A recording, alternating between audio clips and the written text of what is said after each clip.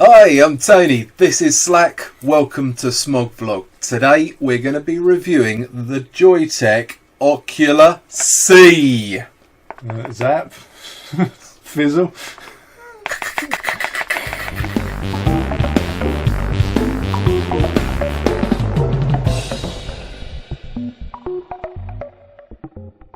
Right, okay, welcome back in the room, guys. Like we said, Ocular C, there it is with all its touchscreen glory. But yeah, let's start with the box. Okay, we've done the unboxing. You can dive back and see the unboxing video, but yeah, I don't know if you can read that. Starts with a divine touch. Yeah, so the hand of God may well touch your screen while you're not expecting it and adjust your settings, but we'll get into that later before we okay, just preface for the review really there, isn't it? Count your lucky stars, it's only going to be messing with those settings and, you know, not your bum. Okay guys, so first off we're going to start with power range tech specs, features and protections. Just to preface this section is going to be quite long and wordy. Girthy. Might be a bit frothing at the sides as well. Okay, right. Enough of that. Yeah, so it sold us a 150 watt mod. That's what it says in the box. However, already Joyetech have sort of said, yeah, it's going to be 200 watt mod with a firmware update. That firmware update isn't live yet because I've firmware updated and it's still 150 watt mod. However, you know, maybe it will come. But does it really matter? And I know it's a bit bad to be negative early on. Reason I'm saying that is this mod, like the Cuboid, has a 25 amp limit. Now that is a great feature in some respects, but it did get a lot of hate in the vape community because they couldn't do 150 watts if, you know, the amps weren't enough. So, you know, if you're running a 0.15 ohm, you know, you're not going to be able to get 150 watts because that's going to run you about, I don't know, maybe 28, 29 amps, something like that, just off the top of my head. So yeah, you get the 25 amp limit, which means that, you know, I've got 0.17 on there and it will go to maybe 106 watts at the moment. So you don't get what is advertised on there. So, you know, you need to bear that in mind. However, that said, it's a really good safety feature. You stick 25 amp constant drain batteries inside it, and it doesn't matter what you put on, what settings you do, you know that it's going to be safe. So, you know, like everything, there is pros and cons, and, you know, this is going to be featuring in the pros and cons section, probably in both sections. But yeah, it's kind of worth putting it out there because it does say 150 watts, and they're saying there's the 200 watt upgrade, 25 amp limit. That's really what the crux of this deal is. Now, with that out of the way, let's look at the rest of the specs for this mod. So, it's a dual 18650 mod. It has a 1.68 inch colour TFT capacitive touch panel screen, which I'm not happy about. What? The fact that it's a TFT screen. It's not too bad. It fucking drains the batteries. What are you on about? It's not too bad. It fucking kills the batteries. I haven't found that. I found I'm vaping at 100 watts. That's what's killing the batteries. In terms of modes, it's got everything you'd expect with variable wattage mode, temp control, nickels, titanium and stainless steel, and it's got adjustable TCR. Resistance ranges from 0.1 to 3.5 ohm in variable wattage mode, and 0.05 up to 1.5 in temp control mode. And that means that we get a temperature range from 100 to 315 degrees C. That's 200 to 600 Fahrenheit for our American cousins. So the mod itself measures 32 by 45 by 92. Yeah, bless it. And now the continuation to this section, some tech specs in an alternative sort of way. Well, they're still tech specs, but, you know, 2 GB memory capacity. Why would you have 2 gigs on there? It's got the built-in MP3 player with 3.5mm headphone jack, and it also takes, you know, custom pictures as well that you can upload and have like your custom wallpaper screensaver things going on. What, it takes pictures as well, does it? It doesn't take the pictures, you just have to upload them. Like, it doesn't record sound, you just have to upload it. Do these produce better clouds? The wallpaper and the MP3s? Yeah, man. Because massive clouds. Actually, while we're on that, we'll just go here with this, or we'll interject. So, there was a firmware issue which I have not tested since firmware update because I'm not brave enough. If you have your screensaver on while playing music and you fire it to vape, it won't stop vaping. It just also goes, you have to pull the batteries. So I wasn't brave enough to try it because I really like the coil I've got in here and I don't want to burn it out. And I'm cheap, so I do think it's still there. They did say it's going to be addressed in a firmware update, but I have had issues that lend me to believe that issue is still there. Because when I was vaping with the music playing, I ended up with just static blaring out, so just straight away pulled the batteries just in case. No, that's great. It will be addressed in a firmware update when we get round to it. It might have been addressed, in fairness. Maybe we'll try it in a minute, do it on camera. So that way, great. So there's a record. Yeah, exactly. If we blow Tony's mod up, then, it's fine. So the other fantastic things that it's got going for it is that it's got a step counter and a fucking puff counter. Yeah, so what a step counter is, Tony, is it measures how many steps you take in a day. Not interested. Really? Not interested. Yeah. Not fucking interested. So yeah, built-in pedometer, which, I can kind of see it, because if you're carrying your mod everywhere, you kind of, but at the same time, who really gives a fuck? But, okay. Moving on, it's also firmware updatable and USB chargeable, though they do say take the batteries out and charge them in a dedicated charger, which is also what we always suggest as well. And lastly, the colours it comes in so far are silver, black and grey. He says lastly, he's hoping lastly, but we haven't talked about any of the protections that are built in. So I know he just wants to get through this, but who can blame him? Because we're just basically, rattling shit off. Yeah. So as we said earlier, it's got a built-in 25 amp limit. Now that is a really good protection for some people. You just make sure you buy 25 amp constant drain batteries, and then whatever settings are set on here, even if it's accidentally set something by itself, it's not going to blow your batteries up. So yeah, that is quite a good one if you like that sort of thing. Next up, it's got that 10-second hit protection for you. Yeah, it's got atomizer, short circuit, low resistance, and not attached protection. Whatever you call that, no atomizer protection. Sure, let's go with that. Not attached. It fell off again. Not again.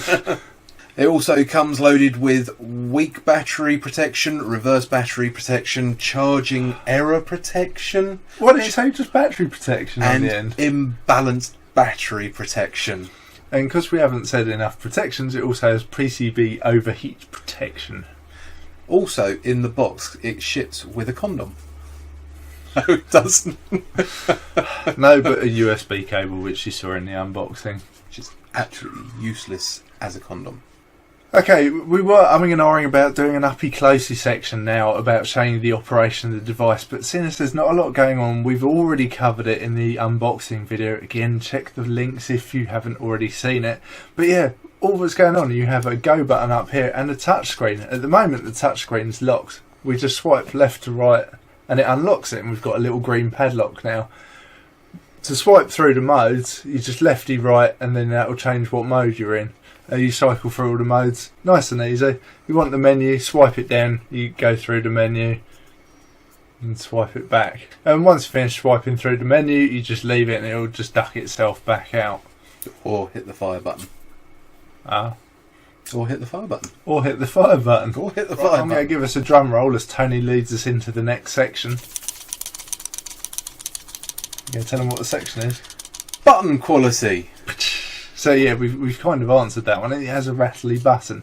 Now, when your finger's on it, or your thumb in this case, there's not a problem. It doesn't really rattle. That sort of deadens the rattle.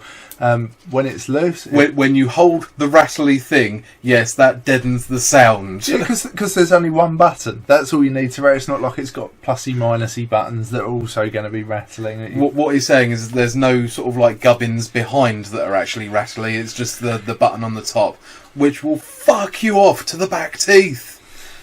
If that's something that bothers you, it didn't bother me one bit. It's just something I sort of tested for the review and thought, that rattles like fuck. It really does. In terms of operation though, it's flawless. Every time is a winner. Every click it hits. Chicken dinner. Sure. Every click is a hit. Is that a thing? Yeah, now? sounds good. I think we should hashtag that. Yeah. Right, guys, moving over to menu operation for you. So the touch screen is not great. Actually, I'm going to disagree there. The touchscreen has some really, really good elements about it. So I really like changing mode by swiping. I mean, it's modern, it's cool, and it actually works really well. If the screen's unlocked, you unlock it, that works well. Swipe through the modes. It's good. It's better than some mods I've had with touch screens and screen sort of things where you've got to cycle through modes and click into menus to find bits. It's just that swipe. I think it's quite cool, quite slick.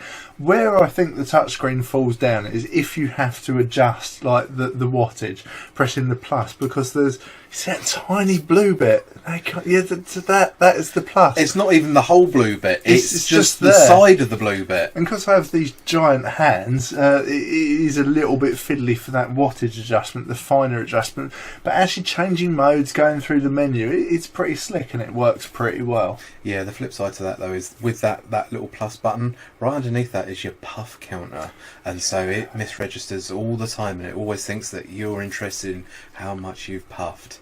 And I fucking hate that shit. Yeah, I never am. Like occasionally just to say like, oh well, yeah, we've done a few thousand puffs today, and yeah, that's great. Puff counter works. Tick. But so yeah, some of the menu operation works really well, some of it a little bit more fiddly, which is a shame. Next up, as we've already alluded to, is the firmware update. Now it is firmware updatable. We've already put a new firmware on this since release, and we're waiting for a new one that's going to hopefully make things even better. At the time, it's made some improvements, the new firmware, with like the screen sort of unlocking itself while still being locked and changing settings like your wattage.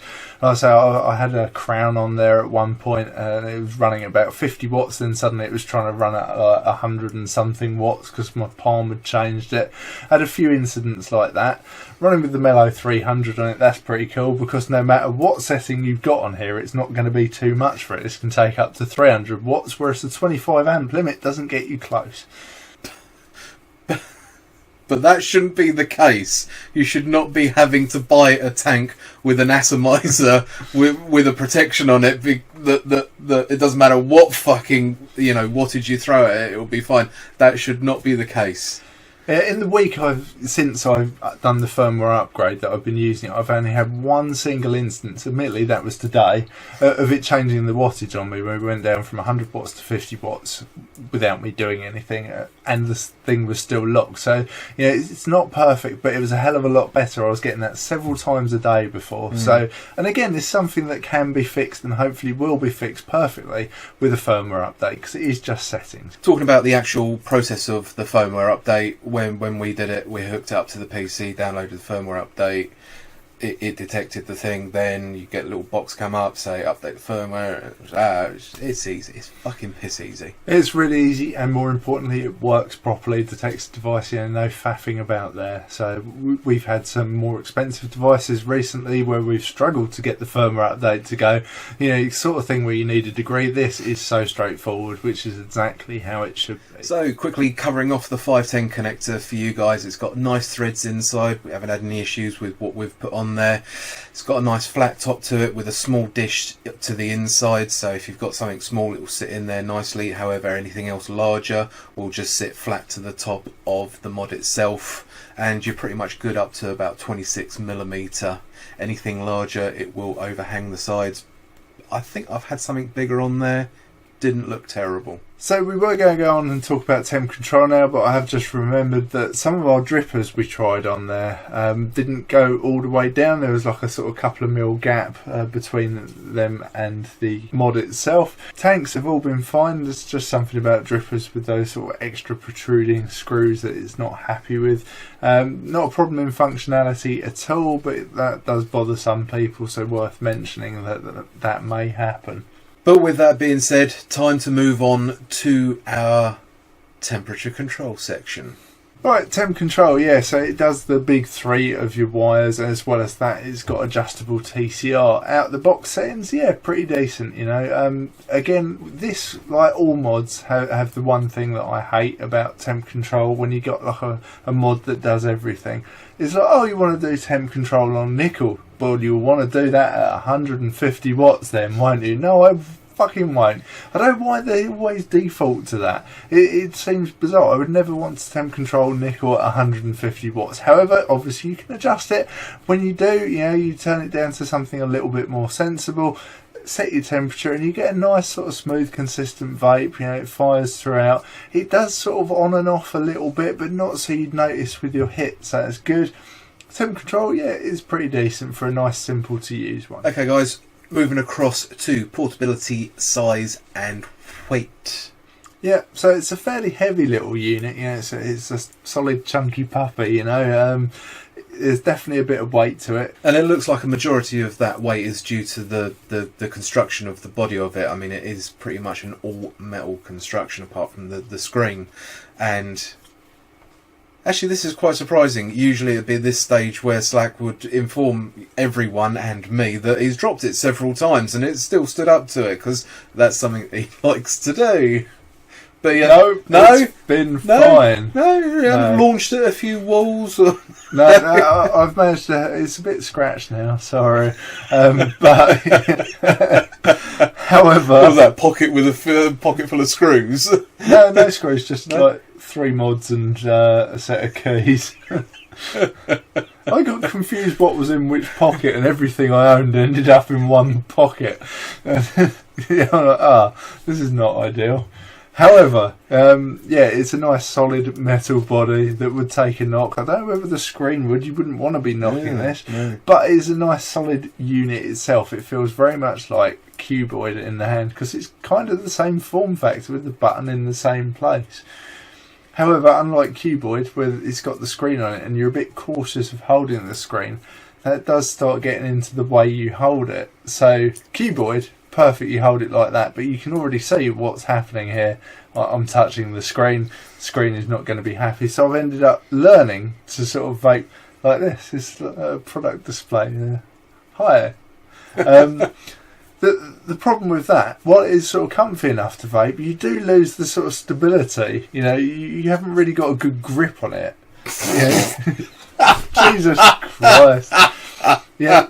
You're not handling its girth correctly. You're just like touching the edges, you know? Just giving it a gentle stroke down its shaft. Let's just... oh, there we go. Yeah, so it's kind of weird holding it, because it does take some getting used to, because instinct for me is just grab the fucker so you've got a good grip on it and fire it with your thumb, fire it with your finger. Doesn't matter how you fire it, but that's what's going on. But here you learn to sort of fire it slightly differently. And no matter which hand you hold it, you learn this grip that doesn't sort of obstruct the screen. You learn this grip that is more akin to a gentle caress. So since doing the update on it and the screen being less sensitive, I've been able to sort of go back to the more cuboid way of holding it. And when I'm out like walking the dog, something like that with it, it sort of does feel pretty good, pretty sturdy in the hand. So it does lend itself to portability. Obviously you've got that MP3 player built into it, which if you were going to go out with just one thing, and that one thing was going to be your vape, at least you can listen to music.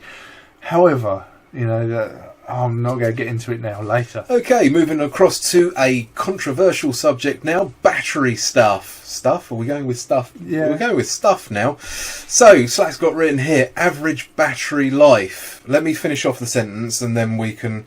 the screen or MP3 player do not really kill the battery. I fucking disagree. Not so much with the MP3 aspect, because powering a small set of headphones isn't going to really have much of an impact on 18650s. However, that TFT screen I did find impacted the life of my batteries. So, me personally, I didn't find it did too much, considering it has that full colour screen, you know. You do obviously have to sort of factor some additional power in to powering that screen, but I didn't find it was draining it, killing it. For my vaping, I've mainly been at the higher wattage anyway, so I've been caning through batteries, just something chronic. But, you know, I don't know that if maybe you were vaping at like 30 watts, you know, and so you would expect a hell of a lot longer, obviously that small screen drain above a regular screen would be more noticeable over that time. But if you're sort of charging your batteries every day, it's not really noticeable anyway. However, the fact that we're reviewers, it is our job to make you aware of these things, so there you go. Yeah, it really is going to depend on where your sort of power profile lies, what sort of vaping you're going to be doing on this, as to whether the screen's really going to impact it. If you're going for longevity, with trying low wattages for a long time, you will notice it more than something without a flashy screen. Moving down to the bottom of the device, but still within the sort of like the battery realm, you've got the battery door with the locking mechanism, and it's fine. I mean, I haven't got any problems with that at all. However, battery covers are my bugbear, as you probably know, and this is one of the best, if not the best, sort of out there. The design is great. It's just got a real simple catch that works perfectly every time. You got the two tubes to feed the batteries into, and they're big enough to take double-skinned batteries, which is brilliant because I've got a few of them. However, they're not loose and rattly once the batteries are in. It's just it's done well. And rounding off the battery segment of the review, the venting on the bottom for any accidents that might happen, more than adequate. But 25 amp limit, you've got good batteries in there. It shouldn't be a thing you need to worry about, which is nice. Moving across to style for you now. It kind of is what it is. You're either going to love it or hate it. It's fairly plain. It's a limited amount of colours. You've got black, silver and grey, which are all sort of varying degrees of the same colour, really. And it's going to be all about what you've got going on screen. Obviously, you can set your own screensavers. That does sort of add to the styling, if that's something you like. Personally, not bothered about something like that, but there's a market for it. People are, so you'll know by looking at it if it's a style you like. But what they've done with it, the sort of brush steel effect going on here, is quite nice. But it's not a million miles away from the cuboid. We haven't really stepped too far away from the cuboid in what's going on, so it's styling wise fairly basic but nice. Okay, last section before we dive into pros and cons for you is warranty, and as the documentation and hopefully the unboxing would have made us aware of, is 90 days. Maybe, but definitely 90 days, so there we go. Okay guys, we've reached that special stage in the show where we sum up by way of pros and cons. As always, starting with the cons so that we're ending on those beautiful pros. First up for the cons. Okay, it's got to go to the MP3 player. So the player itself is pretty decent, but the first problem you're going to run into is the fact that file names have to be fewer than 10 or 12 characters or some shit like that. So if you want to upload tracks, you have to rename all your music, because if you're like me, you have all your music that you bought in nice organised folders, and you just want to copy the folder structure up, but fuck that, you've got to copy the files up, and then you've got to rename it's a pain in the bum. That said, once they're on there, the playing quality is alright. There is no sort of sound level adjustment other than volume, so you can't be getting in there to graphic equalise it, to how you want, so you kind of just get it and it plays. But the quality's alright, it wasn't too bad. I did run into an issue, as I mentioned earlier, where I was playing music and tried to vape and ended up with just feedback coming out, like white noise hiss sort of coming out over the top of the music, so quickly pulled the batteries before everything went to pot. So there are still some issues there. This will be addressed in firmware, I'm pretty confident. They've already identified some bugs around the playback of music, so hopefully this will improve with time. I guess the next one that ties so closely into this is, do you need an MP3 player on your vape? I just don't know that there's a market for it, especially this has got Bluetooth. You can Bluetooth app it to your phone so you can sort of control it from your phone. That's kind of cool. But if you've already got a phone with you, chances are you're going to have a phone with maybe a memory slot and a couple hundred gigs of music with you anyway. So why would you want it on your vape when it doesn't do it as well? You've got to copy those files up and rename them. It's just... I think it's a good idea, poorly executed. Yeah, this is quite a controversial sort of area to be getting into with vaping. How much can you load on board? What else are we going to need? Are we going to need a camera on there?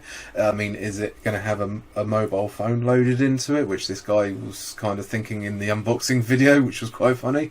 But it's real fucking questions. I mean, they made a mobile phone that actually had a vaping device built into the top of it. Not so much as a general release sort of thing, but proof of concept that it could be done. But where does it end with putting all this stuff together, and is it going to benefit us? Yeah, I mean, it's kind of weird because you go back years and you think, well, before mobile phones, and then you got mobile phones, so you could make phone calls and send text messages. And then they're like, oh, why are they putting games on phones? Who needs? And then suddenly everyone's playing games, and there's like a multi-billion-dollar business industry around games on phones now. So things do progress, but this is just very early days of what we're seeing here. So I wouldn't be surprised to see more stuff like this happening in the future.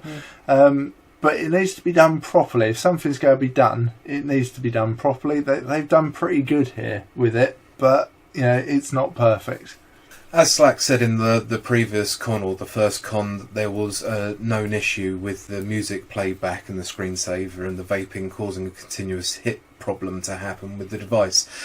That is a problem that should have been identified with quality control before a product like this was put out. It's all very well and good that companies in the technology market are able to sort of beta test when they've actually produced and put out to the masses and then fix with a firmware update, not when it's something like this that has the potential to blow your fucking face off.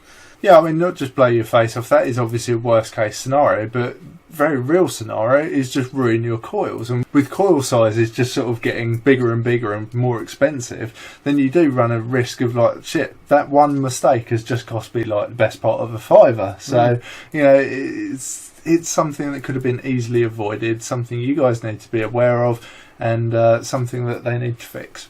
Next up for the cons is the touchscreen is fiddly and unlocks or lets you change settings. It actually changes without you fucking knowing, with your palm sometimes if you're holding the device around the wrong way. It's better with the latest firmware, so hopefully can be properly fixed in the future with another firmware update. Yeah, so harking back to the sort of early mobile phones again, I know we keep going there, but there's a lot of comparisons here. So when touchscreens first came out on phones, I don't know if you remember that, everyone was suddenly pressing buttons with their ear in very early implementations of mobile phones. This is exactly the same sort of thing going on here. They just need to sort of work on it, develop it. Other people they've got hardware, so much hardware. They've got a pedometer in there. Why put that in there when you could have put a mechanical switch to enable and disable your touchscreen? That would have been so much better, in my opinion. Either that, or as Tony's pointed out several times, Android unlock screen where you put a little swipey pattern in to unlock it. Something like that. Something that just meant it's not going to unlock it and relock it automatically without you realising. So the next con is something that we both had to sort of come to terms with when testing this mod for this review, is the fact that you've got to hold it a particular way which feels at odds with how we vape any device. It's that stupid sort of consciousness not to touch the fucking screen because it's either going to go up or down. Yeah, I mean, you do get used to it. It takes a week or more to then you just sort of instinctively start holding it differently. But certainly when you're out for a run or something, you just want to have it on a good hold, and you can't do that really safely. So, yeah, there you go. And then you come back to your other mods and you fucking find you're holding them. There's no fucking screen there. There's nothing there. I'm holding it for no fucking... And then you curse yourself and then you hate yourself. Next up on the cons list has got to be the adjustment of wattage and temperature and stuff with the plus and minus buttons being so fiddly. Like I said, the mode adjustment's really cool with the swiping, that works really well, but it's just those fine-tuning adjustments, it's just a little bit on the fiddly side for me. When you've got so much screen real estate, it could have been implemented in a slightly better way, I feel.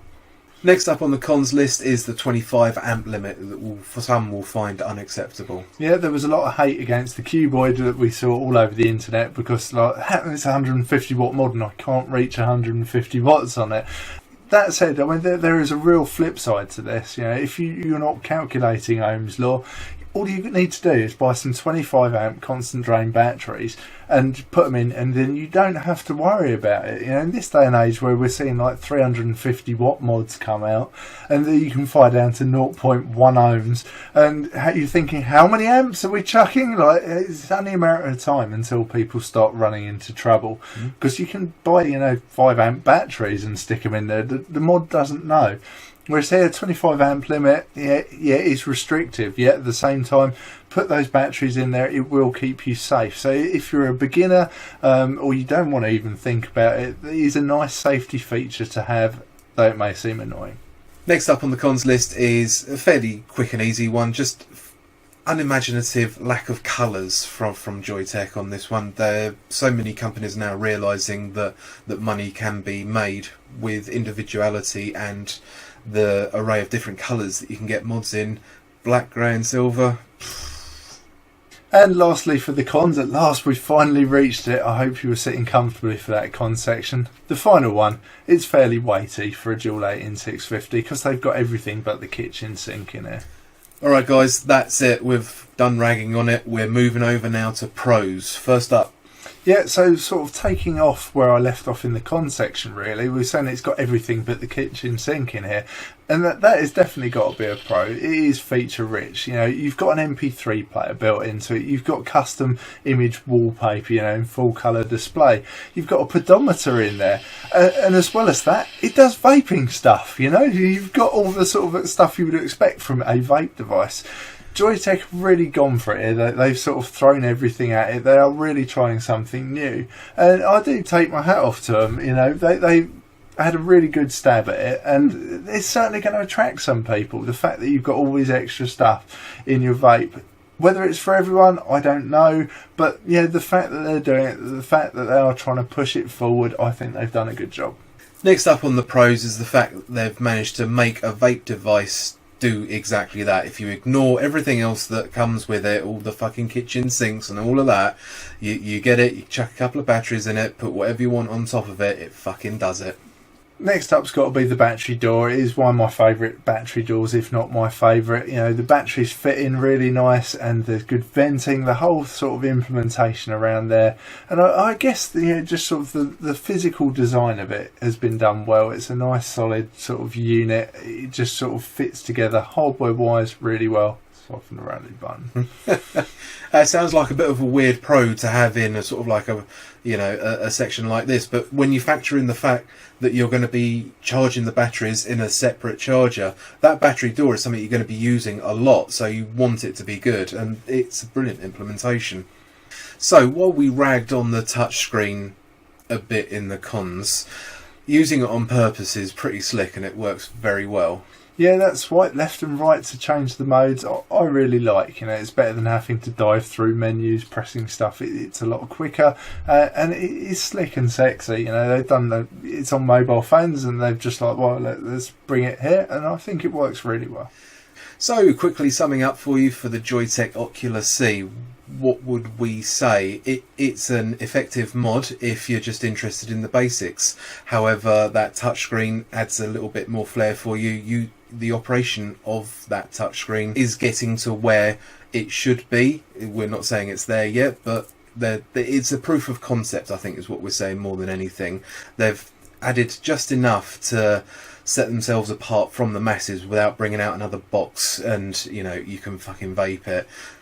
It's pushing vaping in a direction. Might not be a good direction, might be a bad direction, we don't know, but the fact that they're actually doing it, pushing it in that direction, is a good thing. Okay guys, that about wraps it for this review. We hope you like what you're seeing and what we're doing for you. If you do, please drop a like and do the whole subscribe thing because it helps us out a lot. Also, follow us on the social media, Facebook, Twitter and Instagram. We are quite... So now we're back in the country anyway. And for now, guys, don't forget to share us if you're on social media. Sharing is caring. And yeah, that'll do. Thanks for watching SmogVlog.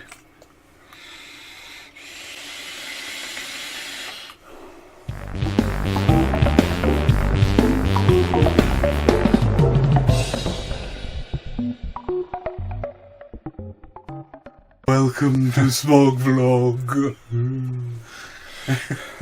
Starts with a divine touch.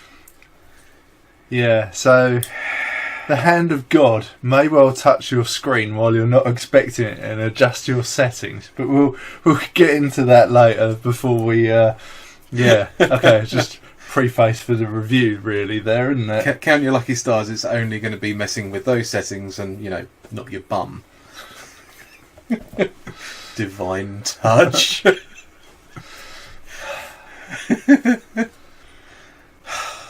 It's just the same. It's the same every time. It's not, because some of them only go to 300, and that's 15 degrees centigrade difference. That's like about 1 million Fahrenheit.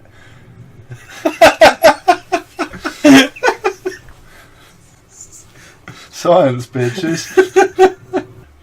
Also, in the box, it ships with a condom. No, it doesn't. No, but a USB cable, which you saw in the unboxing. Which is absolutely useless as a condom. Put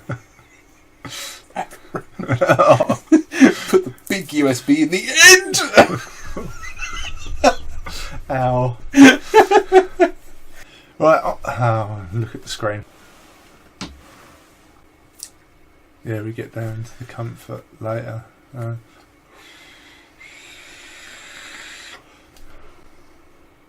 going to get my juice while I was downstairs. Get down to the comfort later. Yeah. So very quickly before we move on to look, it's all vapey in here now. They'll notice. Oh no! Yeah. A vaping review channel and it's all vapey. Yeah, they'll notice.